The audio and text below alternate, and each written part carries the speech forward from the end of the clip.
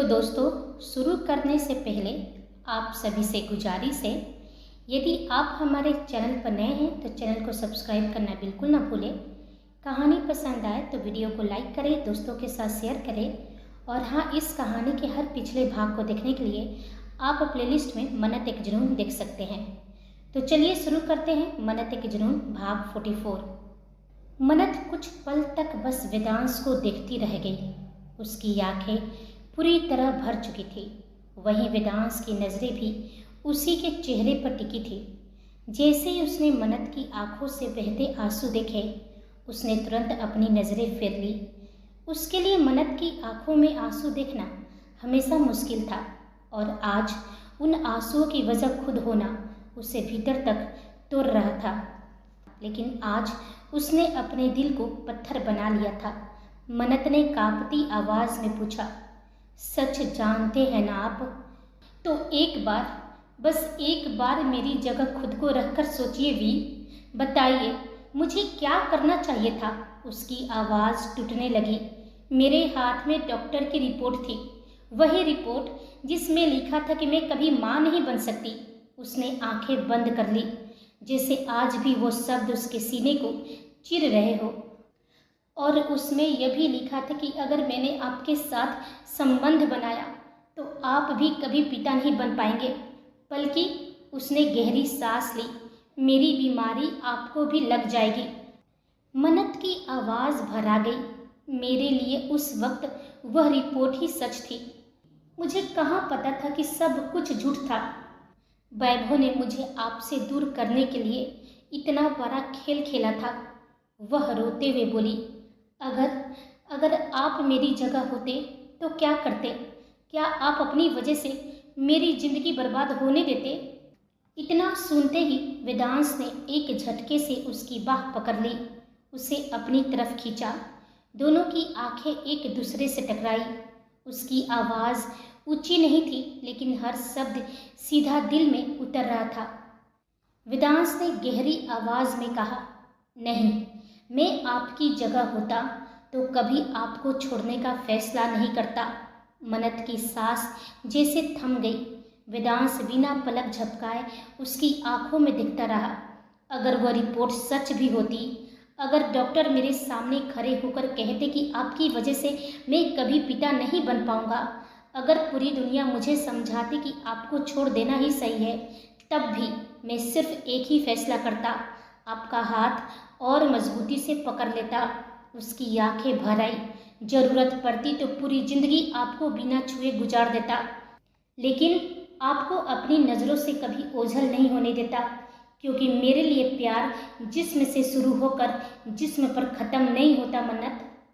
मेरे लिए प्यार का मतलब है जब पूरी दुनिया साथ छोड़ दे, तब भी एक इंसान आपका हाथ पकड़कर कहे, मैं हूँ और आखिरी सांस तक रहूँगा। आपके हर दर्द में, हर तकलीफ में, हर आंसू में मैं आपके साथ खड़ा रहता। अगर किस्मत हमसे माँ बाप बनने का सुख छीन भी लेती, तब भी मुझे कोई शिकायत नहीं होती।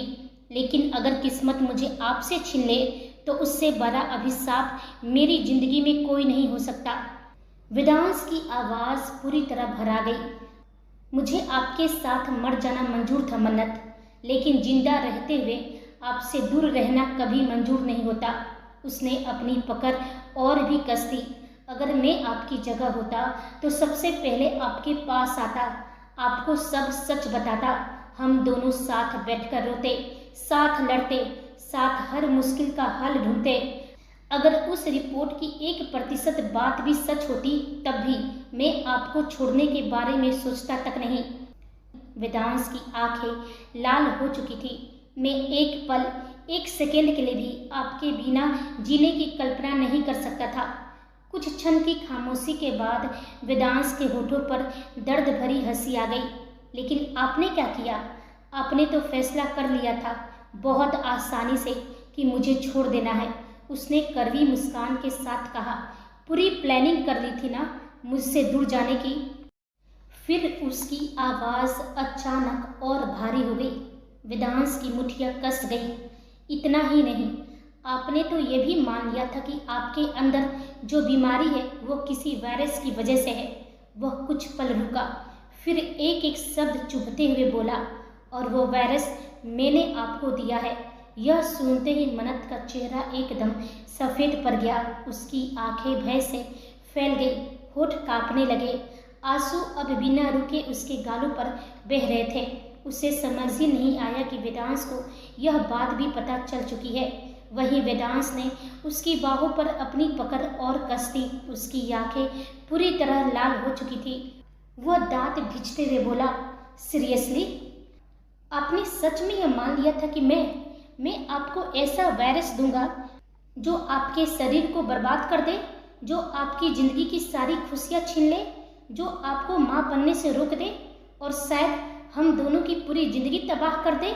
उसने दर्द से हंसने की कोशिश की, लेकिन वह हंसी भी टूट गई। इतना घटिया, इतना गिरा हुआ कैसे सोच लिया आपने मेरे बारे में? अरे जब मैं आपसे नफरत करता था तब भी मैंने कभी आपके एक बाल तक को नुकसान पहुंचाने के बारे में नहीं सोचा। तो फिर जब मुझे आपसे मोहब्बत हो गई, जब मेरी पूरी दुनिया ही आप बन गई, तब मैं आपको नुकसान कैसे पहुंचा सकता था? उसकी आवाज़ भर आ गई। क्या मेरी मोहब्बत इतनी छोटी थी, या आपकी नज़रों में मेरा किरदार इतना गिरा हुआ था? मन्नत की आंखों से आंसू लगातार बहने लगे। वह कुछ कहना चाहती थी, लेकिन शब्द उसका साथ छोड़ चुके थे। वेदांश ने उसकी आंखों में देखते हुए कहा, हाँ, आपने अपने मुंह से कभी नहीं कहा कि मैंने आपको वायरस दिया, लेकिन भरोसा डगमगाना ही तो सबसे बड़ा सबूत था। क्योंकि अगर आपके दिल में एक पल के लिए भी यह शक पैदा हुआ, तो इसका मतलब आपने कहीं न कहीं मान लिया था कि मैं इतना स्वार्थी हो सकता हूँ कि अपनी पहचान बचाने के लिए अपनी ही पत्नी की ज़िंदगी दांव पर लगा दूँ। आपकी सेहत, आपकी खुशियाँ, आपका भविष्य सब कुछ बर्बाद कर दूँ, सिर्फ इसलिए ताकि आपको पता न चले कि मैं किंग हूँ। उसने गहरी सांस ली। उसकी आंखों में इस बार आंसू साफ दिखाई दे रहे थे। मन्नत ने कसकर अपनी आंखें बंद कर ली। वहीं वेदांश की आवाज़ अब काँप रही थी। जब मुझे पहली बार आपसे मोहब्बत का एहसास हुआ था, उसके होठों पर दर्द भरी मुस्कान आई। उस दिन के बाद हर सुबह, हर रात, हर धड़कन बस एक ही बात कहती थी, मुझे मेरी मन्नत से मोहब्बत हो गई है। और मैंने उस रिश्ते को पूरी शिद्दत से निभाया। एक पल, एक सेकेंड के लिए भी आप पर से अपना भरोसा नहीं खोया। उसकी आंखें लाल हो चुकी थी। पूरी दुनिया आपके खिलाफ खड़ी थी, मैं फिर भी आपके साथ था, क्योंकि मेरे लिए आप सिर्फ मेरी मोहब्बत नहीं, मेरी विश्वास थी। और इंसान अपना विश्वास नहीं छोड़ता। उसने कांपती आवाज़ में आगे कहा, मैंने सिर्फ आपसे प्यार नहीं किया था, मैंने आपकी इबादत की थी मन्नत। और इबादत शक पर नहीं, भरोसे पर टिकी होती है। मैं हर दिन, हर पल अपने प्यार को, अपने भरोसे को साबित करता रहा, लेकिन शायद कमी मुझ में ही रह गई कि मैं आपको यह यकीन नहीं दिला पाया कि वेदांश राठौर कभी अपनी दुनिया नहीं गुजार सकता। उसने दर्द से हंसने की कोशिश की। जिस दिन मुझे पता चला कि आपको मालूम हो गया है कि मैं किंग हूँ, उस दिन मैं नहीं टूटा। जिस दिन आप मुझे छोड़कर चली गई, उस दिन भी नहीं टूटा। लेकिन जिस दिन आपकी वो मेडिकल रिपोर्ट मेरे हाथ लगी, जो आप गलती से यहीं छोड़ गई थी, उस दिन पूरा सच जानने के बाद मैं पहली बार पूरी तरह टूट गया था। उसकी आंखों से एक आंसू निकलकर गाल पर लुढ़क गया। फिर भी मैंने आपका इंतज़ार किया। 3 साल, हर दिन, हर रात मैंने सिर्फ आपका इंतज़ार किया। जब उदयपुर में 3 साल बाद मैंने आपको पहली बार देखा, तो मैंने तय कर लिया था कि इस बार मैं आपसे हर सवाल का जवाब लूँगा। लेकिन किस्मत ने वहाँ भी अपना खेल खेल दिया। पता चला कि आपको कुछ याद ही नहीं है, तो मैंने अपने सारे सवाल फिर से अपने सीने में दफना दिए। वेदांश कुछ क्षण चुप रहा, फिर उसकी आवाज़ बिल्कुल धीमी हो गई। याद है ना, जब आप मुझे छोड़कर जा रही थी, तब मैंने क्या कहा था? यह सुनते ही मन्नत का सीना ऊपर नीचे होने लगा था। उसकी सांसें बुरी तरह उलझ गई थी, आंखों में डर फैल गया था। वेदांश ने हल्की दर्द भरी मुस्कान के साथ कहा था ना, जिस दिन आप लौटेंगी, अगर आपको आपका वी नहीं मिला तो समझ लीजिएगा वो हमेशा के लिए मर चुका होगा। उसने अपने सीने पर हाथ रखा। देखिए, आज आपके सामने वही इंसान खड़ा है जिसकी मोहब्बत आपने नहीं मारी, जिसके भरोसे का खून कर दिया, उसकी आवाज़ भर आ गई। इतना सस्ता था मेरा भरोसा, इतना कमज़ोर था कि कोई भी आए मेरे खिलाफ दो बातें कहे और आप उसे सच मान ले। आज वैभव था, कल कोई और होगा, वो भी मेरे खिलाफ कुछ कहेगा, तो क्या आप फिर बिना मेरी बात सुने मुझे छोड़कर चली जाएंगी? क्या इतना ही था आपका भरोसा मुझ पर? बताइए मन्नत।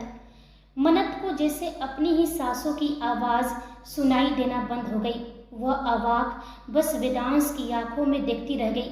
वो पत्थर सी जड़ होकर बस वेदांश को देख रही थी। उन आंखों में उसे अपने लिए मोहब्बत से ज़्यादा एक टूटा हुआ इंसान दिखाई दे रहा था।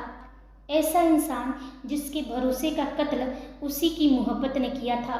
उसके हाथ पैर कांपने लगे, होठ कांप रहे थे, लेकिन आवाज़ जैसे गले में ही अटक गई थी। आंखों से आंसू लगातार बहते जा रहे थे। वहीं वेदांश ने धीरे से उसकी बाह छोड़ दी। उसने एक गहरी सांस ली, अपनी नज़रें उससे हटा ली और जाने के लिए कदम बढ़ाया। तभी मन्नत की कांपती हुई आवाज़ उसके कानों में पड़ी, तो सज़ा दे दीजिए वीर। वेदांश के कदम फिर रुक गए।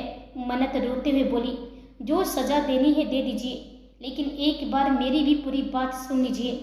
क्या करना होगा मुझे खुद को आपके सामने प्रूफ करने के लिए? उसकी आवाज़ पूरी तरह टूट चुकी थी। गलती हो गई मुझसे, बहुत बड़ी गलती हो गई, लेकिन मैंने जानबूझकर आपका भरोसा नहीं तोड़ा था। उसने दोनों हाथ से अपना चेहरा ढक लिया। मेरे पास उन 72 घंटों की कोई याद नहीं थी। जब मैं गोदाम में वैभव से मिलने गई, तभी पहली बार मुझे पता चला कि आप ही किंग हैं। और उसी दिन उसने मुझे बताया कि मेरे अंदर जो बीमारी है वो किसी वायरस की वजह से है। उसने दर्द से अपनी आंखें बंद कर ली। मैं इतनी बेवकूफ़ थी, अपने दर्द में इतनी टूट चुकी थी कि मैंने उससे ये तक नहीं पूछा कि उसे यह सब कैसे पता है। धीरे धीरे वो एक एक करके आपके खिलाफ सबूत मेरे सामने रखता गया।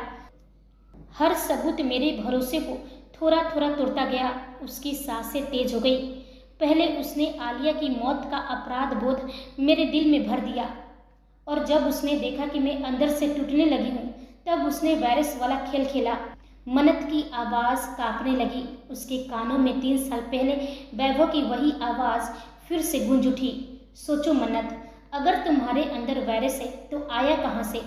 मन्नत की सांसें तेज हो गई, मानो वो फिर से उसी सुनसान गोदाम में खड़ी हो, जहाँ वैभव उसके सामने खड़ा एक एक शब्द से उसके विश्वास को तोड़ रहा था। तुम्हें 72 घंटे याद नहीं है? क्या पता उसी दौरान तुम्हें कुछ इंजेक्ट किया गया हो। क्या पता तुम्हारी यादाश्त जानबूझकर मिटाई गई हो, ताकि तुम्हें कभी पता ही न चले कि किंग कौन है। उसके बाद वैभव ने उसे वो सब सबूत पेश किए जिसने मन्नत के दिमाग को पूरी तरह उलझा दिया। विशाल स्क्रीन पर चलते हुए एक एक दृश्य, ड्रैगन मास्क, किंग, गोलियों की आवाज़, भागती हुई परछाइयाँ, और फिर वैभव की वही आवाज़, किंग कोई और नहीं, तुम्हारा पति वेदांश राठौर ही है। मन्नत ने उस दिन भी पूरी ताकत से उस बात को झुठलाया था। उसने वैभव को थप्पड़ तक मार दिया था, लेकिन वैभव यही नहीं रुका था। उसने एक एक करके ऐसे सवाल उसके सामने रखे जिनका जवाब उस वक्त मन्नत के पास नहीं था। मन्नत की आंखों से आंसू और तेजी से बहने लगे। वह बोली, उस पल, बस एक पल के लिए मेरा दिल और मेरा दिमाग दोनों डगमगा गए थे वीर, लेकिन फिर भी मैं उस पर पूरी तरह यकीन नहीं करना चाहती थी। मैं चाहती थी कि कोई मुझे कह दे कि वो झूठ बोल रहा है, लेकिन जब उसने मुझसे कहा कि जाकर अधिराज अंकल से पूछो, अपने सास ससुर से पूछो, संध्या माँ से पूछो, अगर मैं झूठ बोल रहा हूँ तो वो तुम्हें सच बता देंगे। उसने सुबकते हुए कहा, मैं गई थी, राठौर मेंशन गई थी, मॉम डैड के पास गई थी। मैं सिर्फ सच जानना चाहती थी, लेकिन उन्होंने भी मुझे कुछ नहीं बताया, एक शब्द भी नहीं कहा। उस दिन मेरा बचा हुआ भरोसा भी पूरी तरह बिखर गया। वह अब फुट फुट कर रो रही थी। और उसके बाद आप जानते ही हैं कि आगे क्या हुआ। उसने अपना चेहरा दोनों हथेलियों में छिपा लिया। उसके कंधे लगातार कांप रहे थे। सिसकियों के बीच उसके होठों से टूटी हुई आवाज़ निकली, आज समझ आ रहा है, उस दिन मेरा भरोसा नहीं टूटा था वीर। मैं वैभव की रची हुई चाल में हार गई थी, और उस हार की सबसे बड़ी कीमत आपने चुकाई। वेदांश ने एक पल के लिए अपनी आंखें बंद की और गहरी सांस लेकर पूछा, और जब मैंने आपसे आखिरी बार पूछा था तब तो सच बता सकती थी ना, जबकि मैंने आपसे कहा था कि मैं सब संभाल लूँगा, किसी भी हालत में आपका साथ नहीं छोड़ूंगा, फिर भी आप खामोश रही। मन्नत ने कांपते हुए अपने आंसू पोंछे। उसकी आवाज़ इतनी धीमी थी मानो हर शब्द उसके सीने को चीरकर बाहर आ रही हो। बताना चाहती थी, यकीन मानिए मैंने तय कर लिया था कि उस वक्त आपको सब कुछ बता दूंगी, उस रिपोर्ट के बारे में। उसने दर्द से आंखें बंद कर ली, लेकिन तभी संध्या माँ कोमा में चली गई और मैं एक बार फिर टूट गई। मैंने उनकी हालत का जिम्मेदार भी खुद को ही मान लिया। अपराध बोध, डर और आपकी चिंता, इन सब ने मेरे दिल और दिमाग पर इतना बोझ डाल दिया कि मैं खुद को संभाल ही नहीं पा रही थी। फिर भी जिस पल मैंने आपसे दूर जाने का फैसला किया, उस दिन भी मैंने तय किया था कि जाने से पहले आपको पूरा सच बता दूंगी। उसकी आवाज़ भर आ गई, लेकिन उस फैसले से कुछ घंटे पहले एक बार फिर मेरे अंदर डर भर दिया गया। वेदांश की भवें सिकुड़ गई। उसने गहरी नज़रों से मन्नत को देखा। किसने? मन्नत ने कांपते हुए जवाब दिया, मिस्टर अंगद राठौर ने। यह नाम सुनते ही वेदांश की आंखों में गहरी हैरानी उतर आई। गुस्से से मुट्ठी कस गई। मिस्टर अंगद राठौर? मन्नत ने धीरे से सिर हिला दिया। हाँ, वो मुझसे मिलने आए थे। उन्होंने कहा, मन्नत तुम्हें वेदांश को यह सच नहीं बताना चाहिए। अगर उसे पता चल गया कि वह कभी पिता नहीं बन पाएगा तो लोग उस पर हंसेंगे, उसे ताने देंगे। दुनिया तुम्हारे चरित्र पर भी सवाल उठाएगी, कहेगी कि इतने बड़े बिजनेसमैन की जिंदगी उसकी पत्नी की वजह से बर्बाद हो गई। और वेदांश तुम्हारे चरित्र पर सवाल बर्दाश्त नहीं कर पाएगा। मन्नत की आंखों से आंसू फिर बहने लगे। मुझे सबसे ज़्यादा हैरानी तब हुई जब मैंने उनसे पूछा कि आपको मेरी रिपोर्ट के बारे में कैसे पता, तो उन्होंने कहा कि उन्होंने मुझे हॉस्पिटल से निकलते हुए देख लिया था और अनजाने में डॉक्टर और मेरी सारी बातें सुन ली थी। मन्नत ने भारी सांस ली और कहा, फिर उन्होंने कहा कि मन्नत अगर सचमुच वेदांश से प्यार करती हो तो उससे दूर चली जाओ, यही उसके लिए और परिवार के लिए अच्छा होगा। फिर उन्होंने संध्या माँ के बारे में बताया। अंगद राठौर ने कहा, एक समय था मन्नत जब संध्या जी माँ नहीं बन पा रही थी। उन्होंने समाज के कितने ताने सहे। मैं नहीं चाहता कि वेदांश भी उसी दर्द से गुजरे। जरा सोचो, उसकी और पूरे परिवार की कितनी बदनामी होगी। और मैं जानता हूँ तुम इस बदनामी का वजह बिल्कुल भी बनना नहीं चाहोगी। कहते हुए मन्नत के होठ काँप रहे थे। वेदांश कुछ पल तक बिल्कुल खामोश खड़ा रहा। उसकी आंखों में गुस्सा साफ दिखाई दे रही थी। उसने धीमे लेकिन भारी स्वर में पूछा, तो आपने एक बार भी मिस्टर अंगद की बात मुझसे कंफर्म करने की कोशिश नहीं की? एक बार भी नहीं सोचा कि मुझसे पूछ ले, मैं सच बता दूंगा? मन्नत की पलकों पर फिर आंसू आ गए। उसने सिर झुका लिया। सोचा था, बहुत बार सोचा था, लेकिन हर बार डर जीत जाता था। मुझे लगता था कि अगर मैंने आपको सब कुछ बता दिया तो आप मुझे कभी खुद से दूर नहीं जाने देंगे, और मैं आपकी ज़िंदगी बर्बाद नहीं करना चाहती थी वी। उसने कांपती सांस ली। यही मेरी सबसे बड़ी गलती थी। मैंने आपके लिए फैसला ले लिया, लेकिन आपको उस फैसले में शामिल नहीं किया। मन्नत की सिसकियाँ तेज हो गई। मैं आपको जानती थी। मुझे पता था कि अगर मैं बिना कुछ कहे चली गई तो आप मुझे दुनिया के किसी भी कोने से ढूंढ लेंगे। आप मुझे खुद से दूर कभी नहीं जाने देंगे। उसने अपने आंसू पोंछे। तभी मिस्टर अंगद ने मुझे सुझाव दिया, अगर सचमुच वेदांश को अपने से दूर रखना चाहती हो तो सिर्फ जाना काफ़ी नहीं होगा। तुम्हें उसे ऐसी कसम देनी होगी जिसे वह कभी तोड़ न सके। वी, मैं जानती थी संध्या माँ के कोमा में जाने के बाद आप पहले से ही खुद को दोष दे रहे थे। आप हर बात के लिए खुद को जिम्मेदार मान रहे थे, और उसी कमजोरी का सहारा लेकर मैंने आपको अपनी कसम में बांध दिया। उसकी आवाज़ टूट गई। लेकिन आज सोचती हूँ तो खुद से नफरत होती है। मैंने आपकी सबसे बड़ी ताकत, आपका प्यार, उसी को आपकी सबसे बड़ी मजबूरी बना दिया। उसने अपना सिर झुका लिया। तब मैं नहीं जानती थी भी कि ये सब पहले से रची हुई साजिश थी, मुझे आपसे दूर करने की पूरी योजना। मैं तो बस आपको बचाने निकली थी, लेकिन अनजाने में उन लोगों की चाल का हिस्सा बन गई। उसने गहरी सांस ली। उस दिन मैं आपसे दूर जाने के इरादे से निकली थी, लेकिन मेरे कदम सीधे माता रानी के मंदिर पहुंच गए और फिर वहां जो हुआ उसने मेरी पूरी जिंदगी की दिशा ही बदल दी।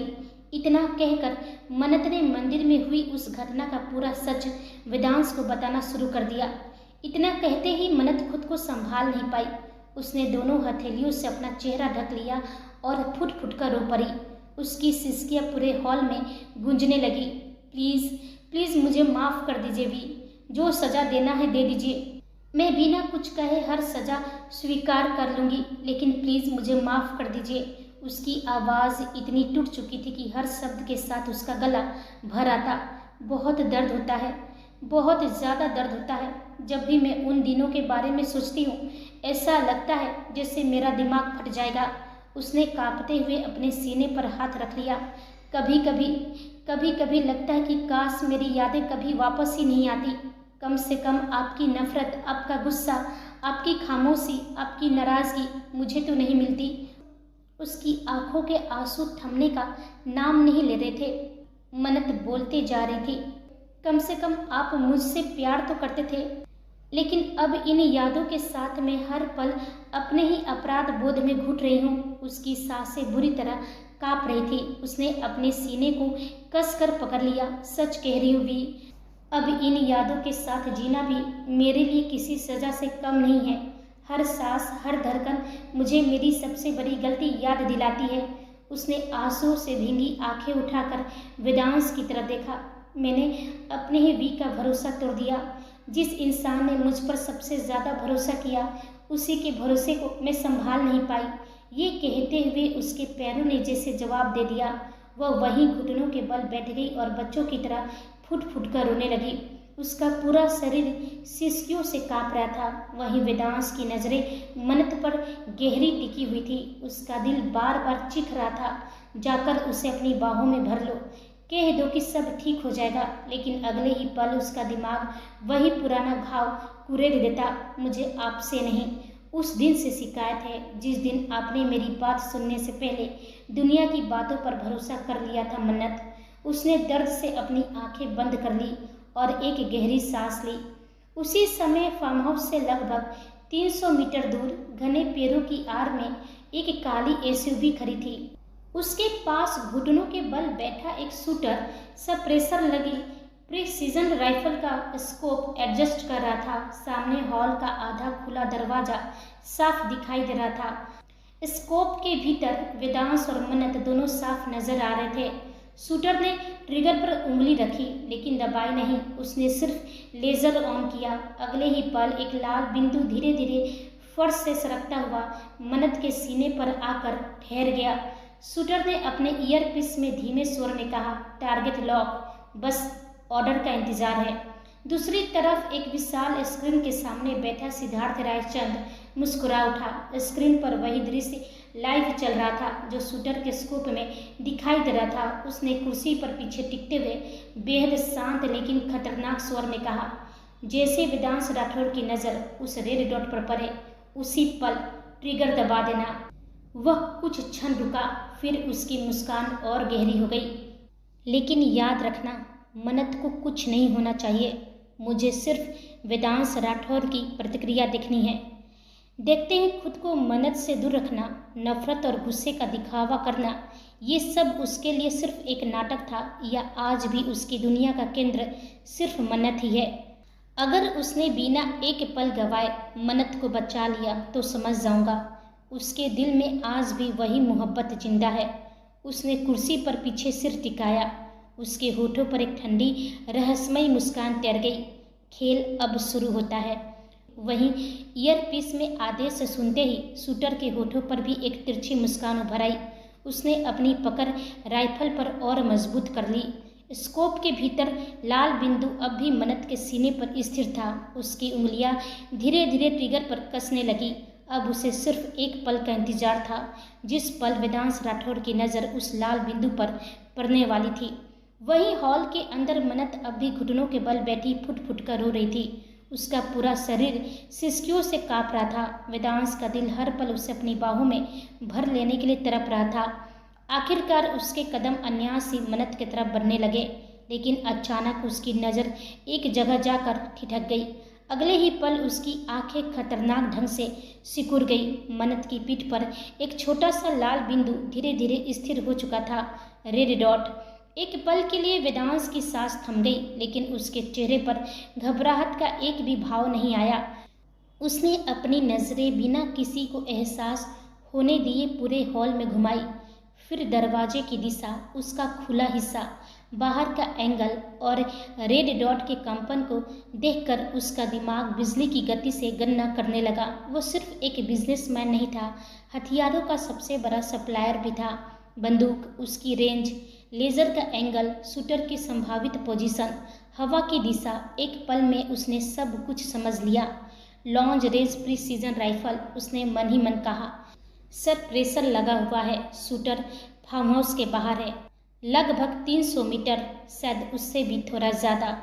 वेदांश की आंखों में अब कोई भाव नहीं बचा था, सिर्फ एक खतरनाक ठंडक, ऐसी ठंडक जो हर बार उसके भीतर के शिकारी के जगने पर उतरती थी। उसने बिना पलक झपकाए उसी दिशा में देखा जहां उसे यकीन था कि मौत इस वक्त स्कोप के पीछे बैठी मन्नत की पीठ पर निशाना साधे उसका इंतजार कर रही है।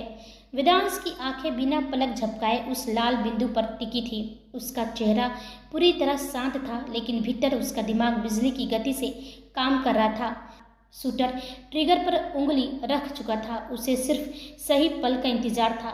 वहीं वेदांश ने गहरी सांस ली। उसने ऐसा अभिनय किया मानो उसे कुछ भी दिखाई नहीं दिया हो। वह बिल्कुल सामान्य कदमों से धीरे धीरे मन्नत की तरफ बढ़ने लगा।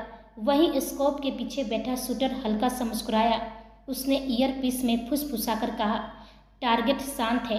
वेदांश राठौड़ ने अभी तक रेड डॉट नोटिस नहीं किया। दूसरी तरफ स्क्रीन के सामने बैठा सिद्धार्थ रायचंद ठंडी मुस्कान के साथ बोला, नहीं, उसने देख लिया है। मैं वेदांश राठौड़ को अच्छी तरह जानता हूँ। वह अब अपनी चाल चलेगा और उसी पल तुम ट्रिगर दबा देना। शूटर के होठों पर तिरछी मुस्कान आ गई। उसकी उंगली ट्रिगर पर कस गई। वही मन्नत अब भी घुटने के बल बैठी रो रही थी। उसे जरा भी अंदाजा नहीं था कि मौत उसकी पीठ पर निशाना साधे खड़ी है। वही वेदांश अब सिर्फ उससे 2 कदम दूर था। एक कदम और उसी क्षण वेदांश की नज़र सीधे सामने की ओर उठी। उसे स्कोप की हल्की सी चमक दिखाई दी। उसने समझ लिया यही पल है, और अगले ही पल वह बिजली की रफ्तार से मन्नत की तरफ लपका। उसने एक झटके में मन्नत को अपनी बाहों में समेट लिया। इससे पहले कि मन्नत कुछ समझ पाती, वेदांश अपने पूरे शरीर का भार पीछे नहीं बल्कि एक तरफ मोड़ते हुए उसके साथ फर्श पर बैठ गया। वह इस तरह बैठा था कि उसकी चौड़ी पीठ पूरी तरह खुले दरवाजे की तरफ थी, जबकि मन्नत उसके सीने और बाहों के बीच पूरी तरह छिप चुकी थी। बाहर से किसी को उसका एक बाल तक दिखाई नहीं दे रहा था। तभी धप, उसी पल ठप, सर प्रेशर लगी राइफल से निकली गोली हवा को चिरती हुई आई और गोली सीधे वेदांश की बाई बाह को छीलती हुई निकल गई। उसकी सट एक पल में खून से भीग गया, लेकिन उसने अपनी पकड़ जरा भी ढीली नहीं की। उसकी दोनों बाहें अब भी मन्नत को इस तरह घेरे थी जैसे पूरी दुनिया से उसे ढाल बनकर बचा रही हो। वहीं शूटर ने तुरंत दोबारा स्कोप में देखा, लेकिन अब उसे सिर्फ वेदांश की पीठ दिखाई दे रही थी। मन्नत पूरी तरह उसकी ओट में थी। शूटर भव्य सिकुड़ते हुए बोला, शॉट फायर, लेकिन टारगेट विजुअल से बाहर है। कंफर्म नहीं कर सकता कि गोली किसे लगी। सिद्धार्थ मुस्कुराते हुए बोला, कोई बात नहीं, अभी इतना काफ़ी है। अब देखते हैं वेदांश राठौर अगला कदम क्या उठाता है। वहीं गोली की जलन वेदांश की पूरी बाह में आगे की तरफ फैल गई। उसकी मुठ्ठियाँ अन्यास भिज गई, जबरे कस गए, लेकिन उसने अपनी बाहों की पकड़ जरा भी ढीली नहीं होने दी। मन्नत अब भी उसके सीने में सुरक्षित लगी हुई थी। वहीं वेदांश ने एक गहरी सांस ली, फिर बिना एक पल गवाए उसने दूसरे हाथ से जेब से मोबाइल निकाला, फ़ोन कान से लगाया। उधर कॉल उठते ही उसकी आवाज़ पहले जैसी ठंडी और आदेश से भरी हुई थी। 300 किलोमीटर रेंज की सब प्राइसर राइफल।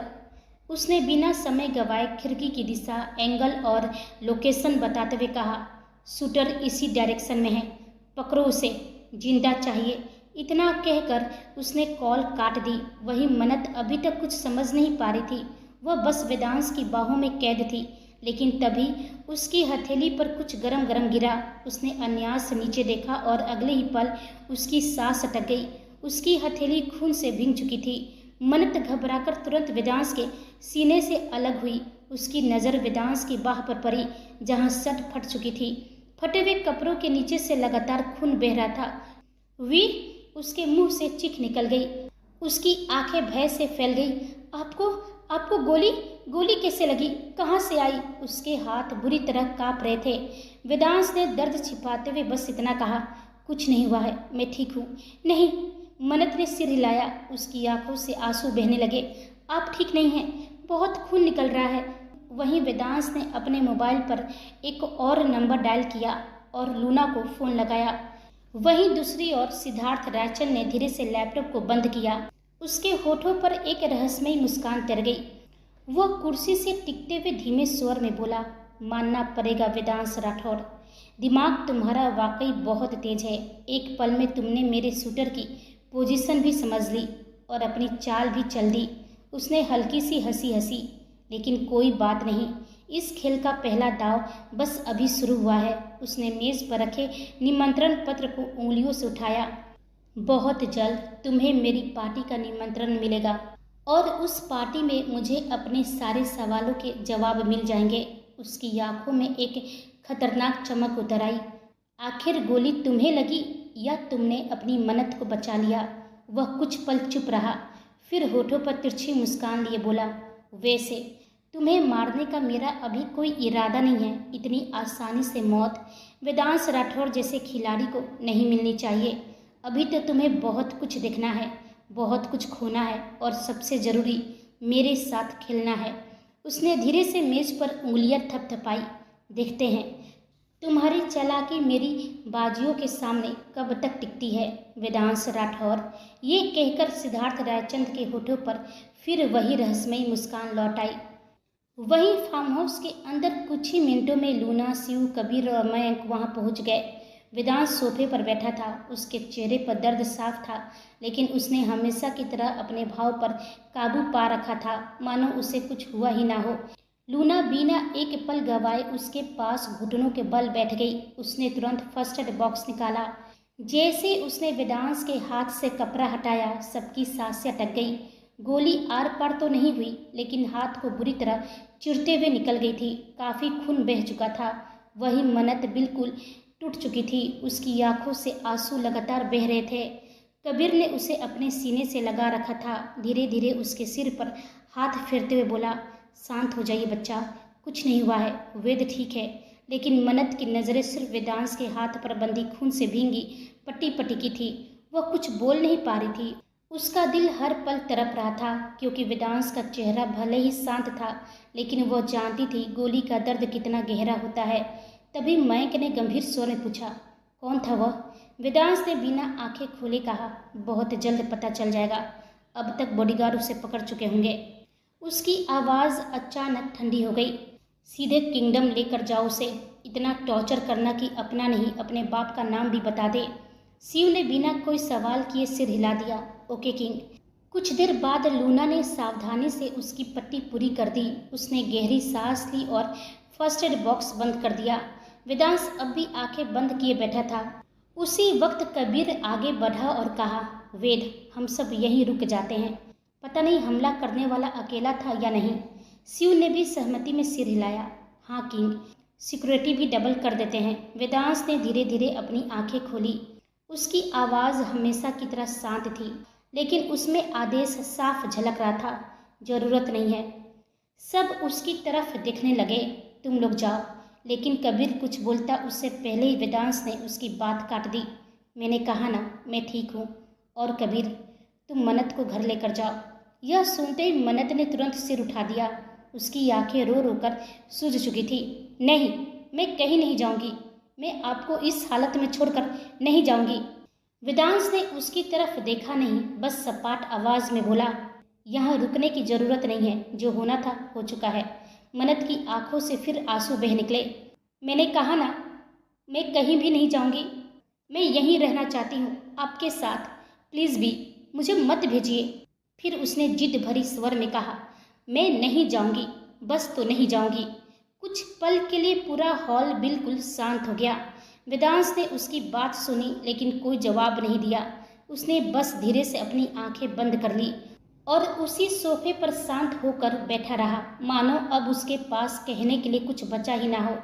वहीं कबीर, शिव और मयंक ने एक दूसरे की तरफ देखा, फिर गहरी सांस लेकर बाहर निकलने लगे। जाते जाते लूना मन्नत के पास आई। उसने धीमे स्वर में कहा, मनु, हर 2 घंटे बाद इनकी ड्रेसिंग बदल देना। अगर जरा भी कोई परेशानी लगे तो मुझे तुरंत कॉल कर देना। मन्नत ने बिना कुछ कहे बस हल्का सा सिर हिला दिया। कुछ ही क्षण बाद सभी वहां से चले गए। दरवाजा धीरे से बंद हुआ और पूरे हॉल में एक बार फिर गहरी खामोशी छा गई। अब वहां सिर्फ 2 लोग थे, वेदांश और मन्नत। मन्नत वहीं जड़ होकर खड़ी रह गई। उसकी नजरें लगातार वेदांश की बाह पर बंधी सफेद पट्टी पर टिकी थी, जिसके किनारों से अब भी हल्का हल्का खून रिस रहा था।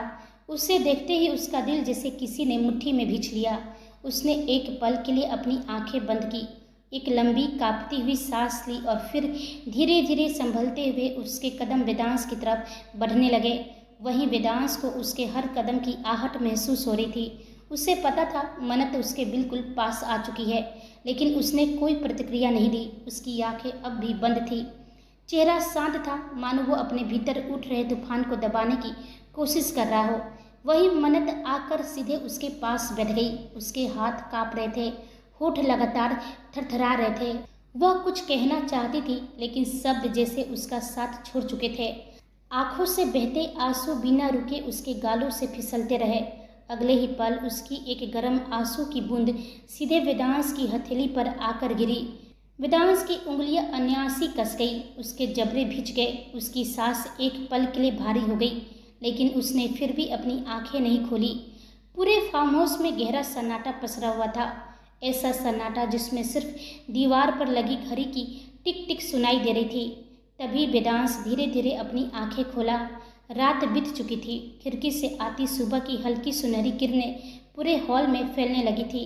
उसने अनायासी अपनी बगल की तरफ देखा। मन्नत उसी सोफे के सहारे बैठते बैठते जाने कब गहरी नींद में चली गई थी।